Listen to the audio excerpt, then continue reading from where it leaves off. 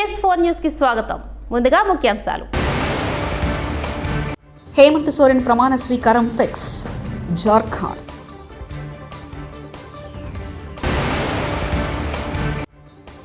జగన్కు ఆదాని ముడుపులపై కేబినెట్లో చర్చించి నిర్ణయం. పవన్ కళ్యాణ్.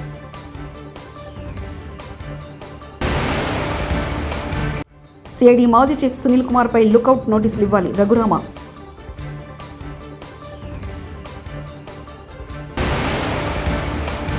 ఈ ప్రభుత్వం చేసే తప్పులను వ్యంగ్యంగా ప్రశ్నించడం వల్లే కూటమి ప్రభుత్వం వేధిస్తుంది. ఇంటూరి సుజన. జార్ఖండ్ అసెంబ్లీ ఎన్నికల్లో జేఎంఎం కూటమి ఘన విజయం సాధించడంతో జార్ఖండ్ కొత్త ముఖ్యమంత్రిగా హేమంత్ సోరెన్ తిరిగి పగ్గాలు చేపట్టనున్నారు. నవంబర్ 28వ తేదీ గురువారం నాడు ప్రమాణ స్వీకారానికి ఏర్పాట్లు జరుగుతున్నాయి. కాంగ్రెస్ సీనియర్ నేత రాహుల్ గాంధీ, ఆర్జేడీ నేత తేజస్వి యాదవ్తో సహా ఇండియా కూటమికి చెందిన అగ్రనేతలు ఈ ప్రమాణ స్వీకారానికి హాజరవుతున్నారు. ఈ కార్యక్రమానికి హాజరు కావాల్సిందిగా హేమంత్ సోరెన్ ఇటీవల స్వయంగా ప్రధానమంత్రి నరేంద్ర మోదీ, హోంమంత్రి అమిత్ షాను కలిసి ఆహ్వానించారు. జగన్ కు ఆదాని ముడుపుల అంశంపై కేబినెట్లో చర్చించి నిర్ణయం తీసుకుంటామని AP deputy CM Pawan Kalyan తెలిపారు. గత ప్రభుత్వంలో చాలా అవకతవకలు జరిగాయని, అన్ని అంశాలను పూర్తిగా పరిశీలించాకే నిర్ణయం ఉంటుందని చెప్పారు. ఢిల్లీ పర్యటనలో ఉన్న పవన్ కేంద్ర మంత్రి భూపేంద్ర యాదవ్తో సమావేశమయ్యారు. అనంతరం మీడియాతో మాట్లాడారు. పక్క రాష్ట్రాలలో పట్టుబడిన ఎర్రచందనంపై ఓ నిర్ణయం తీసుకోవాల్సి ఉంటుందని పవన్ అన్నారు. పట్టుబడిన ఎర్రచందనం విక్రయంలో వాటాపైన నిర్ణయం తీసుకుంటామని చెప్పారు. బంగ్లాదేశ్లో హిందువులపై దాడులు ఆవేదన కలిగిస్తుందన్నారు. కర్ణాటకలో పట్టుకున్నప్పుడు మనకు నేను వెళ్ళి ఆ రోజున కర్ణాటకలో కూర్చునే రివ్యూ వాళ్ళతో కూర్చునే వరకు మన ఫారెస్ట్ డిపార్ట్మెంట్ ఆఫీషియల్స్ కూడా చెప్పలేదు. నాకు అప్పుడే సర్ప్రైజింగ్ న్యూస్ అనిపించింది.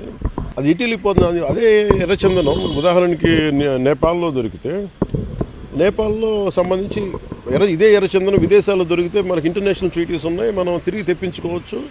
మనం ఖర్చు పెట్టుకుంటే ఎర్రచందనం దొరికిన ఎర్రచందనాన్ని ఆ రెస్పెక్టెడ్ ఎక్కడైతే సోర్స్ కంట్రీ ఏది ఉందో వాటికి పంపించేయచ్చు అనేది నిబంధనలు. దాని ప్రకారం నేను అటవీ శాఖ మంత్రి బాధ్యతగా తీసుకున్న తర్వాత నేపాల్లో ఉండిపోయింది, మనం చేసాం. అది ప్రాసెస్లో ఉంది. కొన్ని ఇష్యూస్ ఉన్నాయి, అవి సార్ట్అవుట్ చేస్తాం.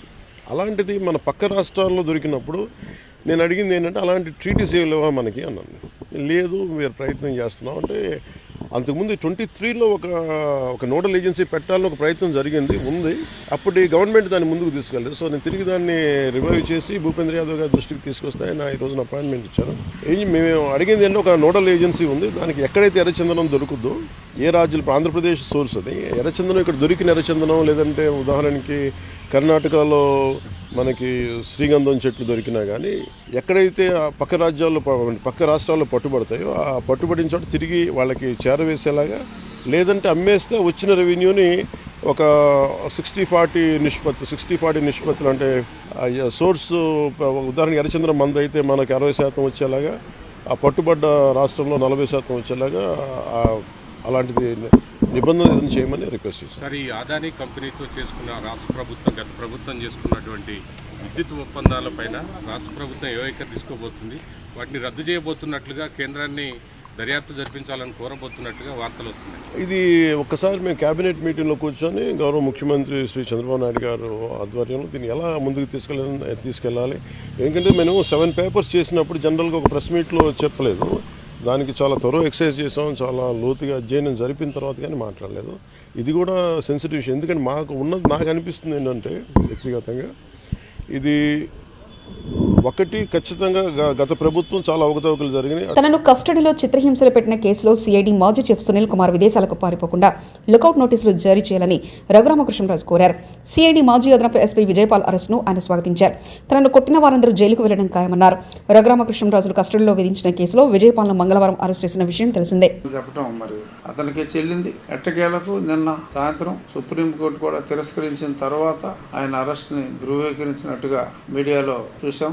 చాలా సంతోషం అనిపించింది. ప్రధాన వ్యక్తి ఇందులో పివి సునీల్ కుమార్. ఇక్కడ అతను చేసిన ఈ దారుణ కాండకి శిక్ష అనుభవించక తప్పదు. మన ఎవరో తెలంగాణలో ఒక ఆఫీసర్ ఇలాగే అమెరికా వెళ్ళిపోయి ఏదో గ్రీన్ కార్డు తీసుకుని వెనక్కి రావట్లా. సో అలాగే ఇతను కూడా వెళ్ళిపోయి పారిపోయే ప్రమాదం ఉంది. కాబట్టి మై డిమాండ్ త్రూ మీడియా అతనికి లుక్అవుట్ నోటీస్ ఇవ్వాలి. అతను ఎక్కడికి వెళ్లకుండా చూడాల్సిన బాధ్యత రాష్ట్ర ప్రభుత్వ పోలీసు పై ఉంది. దాంట్లో చిత్రహింసలు పెట్టాక ఆ రూమ్ కూడా RRR రూమ్ అని చెప్పి పేరు పెట్టి, మరి ఆ తర్వాత అందరినో డబ్బుల కోసం దందాలు చేస్తూ దొంగ కేసులు పెట్టి ఆ రూమ్ కే తీసుకెళ్లి, ఇదేరా RRR రూము, ఇక్కడే ఎంపీ అయినా సరే పదవి దొబ్బాం మీరెంతరా అని చెప్పి ఎంతో మందిని ఆ గదిలో ఇదే బ్యాచ్ ఇదంతా ఒక రాకెట్. సునీల్ కుమార్, విజయపాల్ ఇదంతా రాకెట్. అప్పుడు నా మీద నా చెస్ట్ పైన బలమైన వ్యక్తి కూర్చున్నాడని చెప్పి నేను చెప్పా. వచ్చిన బండవాడు ఎవడో నా చెస్ట్ మీద కూర్చుని బండవాడు విధంగా గుర్తుపట్టగలను. మరి అప్పుడు ఆ బ్యాగ్ బయట నుంచి ఆగంతకులు తీసుకొచ్చారు వీళ్ళు ప్రొఫెషనల్స్ అని, ఎక్కువగా సునీల్ కుమార్ దగ్గర పనిచేసే వాళ్ళని, ఇలాంటి బ్యాచ్.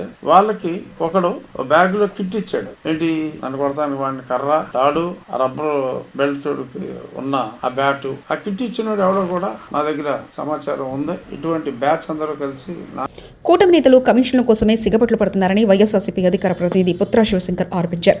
ఎమ్మెల్యే ఆదినారాయణ రెడ్డి వర్గం, తాడిపత్రి మాజీ ఎమ్మెల్యే జేసీ ప్రభాకర్ రెడ్డి వర్గాల మధ్య జరుగుతున్న ఆధిపత్య పోరుపై తాడేపల్లి వైఎస్ఆర్సీపీ కేంద్ర కార్యాలయంలో బుద్ధా శివశంకర్ మీడియాతో మాట్లాడారు. పవర్ సంబంధించినటువంటి ప్లాంట్ దగ్గరికి సబ్ కాంట్రాక్ట్ల కోసము, లాభాల కోసం వాళ్ళ దానికి వెళ్ళేసి కమిషన్ల కోసం వెళ్ళి వాళ్ళు ఒప్పుకోలేదని ప్లాంట్ మీదనే దాడి చేశారు. అదే అనంతపురం జిల్లా నాయకుని చూశాము. నెల కిందట లిక్కర్ టెండర్లలో ఎవడైనా కానీ తాడిపత్రిలో 20% నా కప్పం కట్టాల్సిందే అని మీడియా ముందుకొచ్చి పబ్లిక్గా మాట్లాడితే చర్యలు లేవు. ఎవరు అడిగేవాళ్ళు లేరు. అసలు ప్రభుత్వం ఉందా? వాళ్ళకి అధినాయకుడు ఏం చేస్తున్నారు? రాసిచ్చారా జిల్లాల వారీగా? ఈరోజు రోడ్డు ఎక్కుతుంటే ఇందాక స్క్రోలింగ్ పెట్టారు టీవీలో. ఏంటంటే అధికారులు అడిగారంట, అధికారుల నుంచి తెచ్చుకుంటారంట, నివేదిక అడిగారట, దాన్ని బట్టి చర్యలు తీసుకుంటాం, శాంతి భద్రతలు ఎవరి విఘాతం కలిసిన అనేటువంటిది ఒక స్క్రోలింగ్ వస్తూ ఉంది. అంటే ఒక ఇన్సిడెంట్ కాదు, సంపద దోచుకోవడానికి జిల్లాల వారీగా ఈ నాయకులు రాసిచ్చారా అని అడుగుతా ఉన్నాను. సో ఇటు జరుగుతూ ఉంటే దాని టాప్. తిరుమలలో శ్రీవారిని సినీ నటి జ్యోతిక దర్శించుకున్నారు. బుధవారం వేకుజామున శ్రీవారి సుప్రభాత సేవలో జ్యోతిక పాల్గొన్నారు. తిరుమల తిరుపతి దేవస్థాన అధికారులు ఆమెకు స్వాగతం పలికి దర్శన ఏర్పాట్లు చేశారు. దర్శన అనంతరం జ్యోతికకు రంగనాయకుల మండపంలో పండితులు వేద ఆశీర్వచనం చేసి స్వామివారి తీర్థప్రసాదాలు అందజేశారు.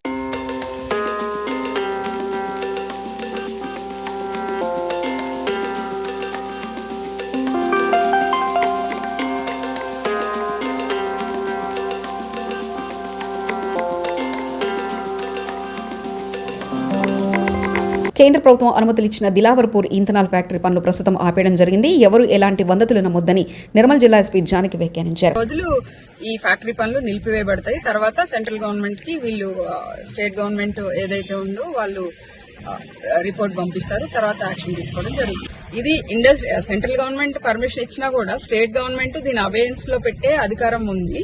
So state government industry secretary దీన్ని అబేయన్స్ లో పెట్టారు. దయచేసి మీరందరూ అర్థం చేసుకోండి. ఎట్లాంటి ప్రతీకార చర్యలకి పూనుకోకండి. అసాంఘిక కార్యక్రమాలకి వెళ్లొద్దు.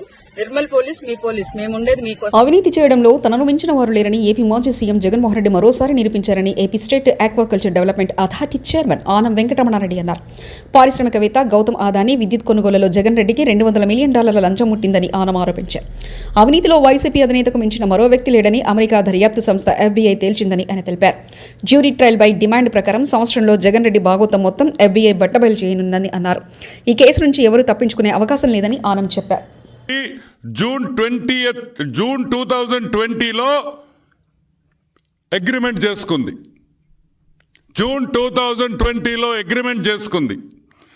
90 రోజుల్లో డిస్కామ్స్తో PPA చేసుకోవాలని ఆ అగ్రిమెంట్ ఉంది. 90 రోజుల్లో. కానీ 18 నెలలు దాటినా కూడా, జాగ్రత్తగా వినండి, 18 నెలలు దాటినా కూడా ఈ PPAలు డిస్కాములతో డిస్ట్రిబ్యూషన్కి చేసుకోలేదు. ఎందుకు చేసుకోలేదు?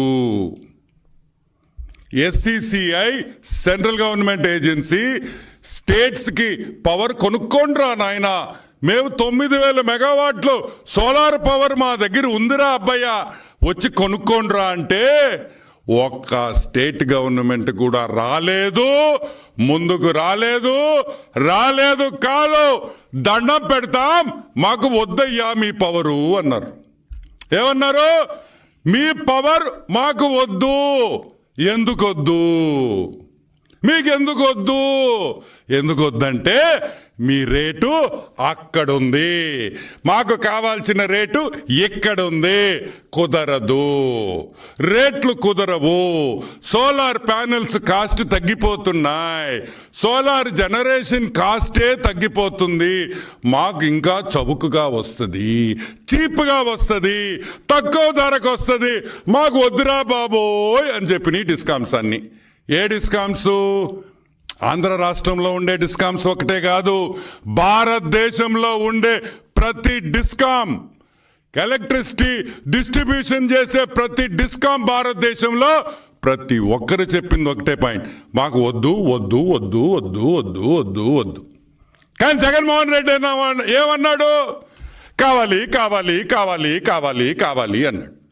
అజ్ఞాతం వీడిన డైరెక్టర్ రామ్ గోపాల్ వర్మ సంవత్సరం కిందట నేను చేసిన ట్విట్టర్కు మనోభావాలు దెబ్బతిన్నాయని కేసులు పెడుతున్నారు. ఒకే రోజు 4 వేరు ప్రాంతాల్లో 4 మనోభావాలు దెబ్బతిన్నాయా? నేను ఎవరిపై ట్వీట్లు వేశానో వారి మనోభావాలు దెబ్బతినకుండా వేరే ఎవరికో మనోభావాలు దెబ్బ ఎలా తింటాయి? దీనికి కేసులు ఎలా వర్తిస్తాయంటూ రామ్ గోపాల్ వర్మ వ్యాఖ్యానించారు. Extremely sorry to disappoint. అంటే ఇప్పుడు ఏదో ఉనికిపోతున్నాను, మంచం కింద కొంచెం నేడుస్తున్నాను అని అందరూ what ever the media speculating, వాళ్ళందరికీ చిన్న డిసప్పాయింట్మెంట్గా ఉండొచ్చు వీడియో. ఇక్కడ పాయింట్ ఏంటంటే, I just want explain the whole concept. ఇప్పుడు నేను ఆల్మోస్ట్ ఒక 1 year బ్యాక్ ఏదో ట్వీట్స్ పెట్టాను అనే ఎలిగేషన్. ఆ ట్వీట్స్ ఎవరో మనోభావాలు దెబ్బతిన్నాయి. ఇక్కడ విచిత్రం ఏంటంటే 1 year బ్యాక్ పెట్టిన ట్వీట్స్ 4 డిఫరెంట్ ప్లేసెస్లో 4 డిఫరెంట్ జ్యూరిస్డిక్షన్స్లో 4కి ఒకే 3-4 రోజుల వ్యవధిలో వాళ్ళ మనోభావాలు దెబ్బతిన్నాయి. వాడు ఆ పరంగా కంప్లైంట్ ఇవ్వడం, కేసులు పెట్టడం జరిగింది. ఇక్కడ పాయింట్ 1 ఎవరి మీద అయితే నేను పెట్టానని వాళ్ళు చెప్తున్నారో వాళ్ళకి లేదు, ఎవరో థర్డ్ పార్టీ, అసలు సంబంధం లేనివాడు. సో ఆ కాంటెక్స్ట్లో అసలు ఈ కేసు ఎలాగా, ఈ సెక్షన్స్ ఎలా వర్తిస్తాయి అప్పుడు ఆబ్వియస్గా నాకు వచ్చే అనుమానం కానీ, నాకు కానీ నా మనుషులు కానీ, ఇది ఒక పర్సిక్యూషన్ చేయటానికి ఒక పద్ధతి ప్రకారం ఉన్న ఎలవబుల్ లాస్ని వాడుతున్నారా, లేకపోతే ఇప్పుడు వరల్డ్ ఓవర్ ఒక ఫినామినా ఏం జరుగుతుందంటే పొలిటికల్ పార్టీస్ వాళ్ళు they are weaponising the systems of the police. అది అమెరికాలో జరుగుతుంది, యూరోప్లో జరుగుతుంది, ఇక్కడ కూడా జరుగుతుంది. అప్పుడు నేను ఏ ఒక్క వ్యక్తిని, ఒక పోలీస్ ఆఫీసర్ని కానీ, ఒక పొలిటికల్ పర్సన్ కానీ నేను బ్లేమ్ చేయట్లేదు. I think it happens in certain ఒక ఏమంటారు దాన్ని, ఒక వే. అది అందరూ కూడా ఎంతో కొంత అది చేయటానికి టెంప్టేషన్ ఉండొచ్చు. But eventually there is the law of the land which will take the final call. So అది that I completely agree, believe in that and I abide by that as a citizen. So ఇప్పుడు ఇక్కడ జరిగింది నేను ఒక ప్రభుత్వం మీద ఆగ్రహానికి బలవుతున్న ప్రభుత్వ అధికారులు నిర్మల్ ఆర్డీఓ కారు మీద దాడి చేసి నిప్పు పెట్టిన రైతులు, నిప్పులతో దాడిలో గాయపడ్డ మహిళా ఈఎస్ఐ, నిర్మల్ జిల్లా దిలావర్పూర్లో ఈథనాల్ ఫ్యాక్టరీ వద్దంటూ ఆందోళన చేస్తున్న రైతుల వద్దకు వచ్చిన ఆర్డీఓ రత్న కళ్యాణ్ని నిర్బంధించి కారు మీద వేసి నిప్పులు పెట్టిన రైతులు. ఈ దాడిలో లక్ష్మణ చాంద, ఎస్ఐ సుమలత గాయపడ్డారు.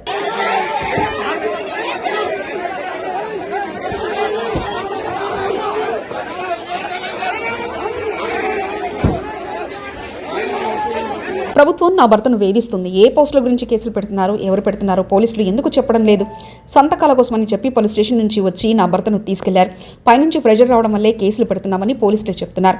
ఇంటూరి సుజన, ఇంటూరి రవికిరణ్ సతీమణి. ఇంత దారుణంగా శిక్ష ఉంటుందని ఎవరు అనుకోరండి, అంత కఠినంగా వేస్తున్నారు.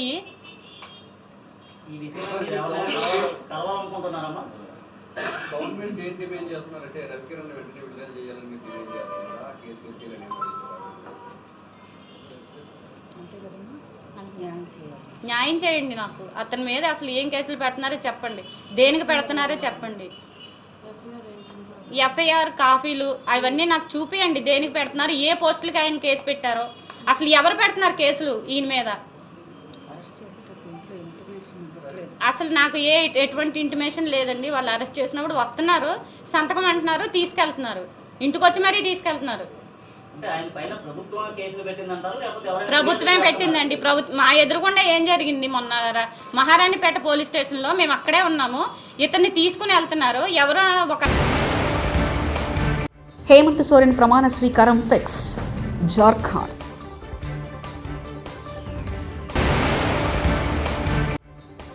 జగన్కు ఆదాని ముడుపులపై కేబినెట్లో చర్చించి నిర్ణయం. పవన్ కళ్యాణ్.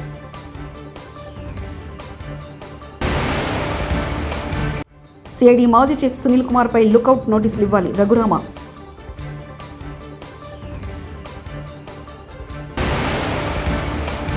ఈ ప్రభుత్వం చేసే తప్పులను వ్యంగ్యంగా ప్రశ్నించడం వల్లే కూటమి ప్రభుత్వం వేధిస్తుంది. ఇంటూరి సుజన. TS4 న్యూస్ ఇంతటితో సమాప్తం. చూస్తూనండి TS4 తెలుగు.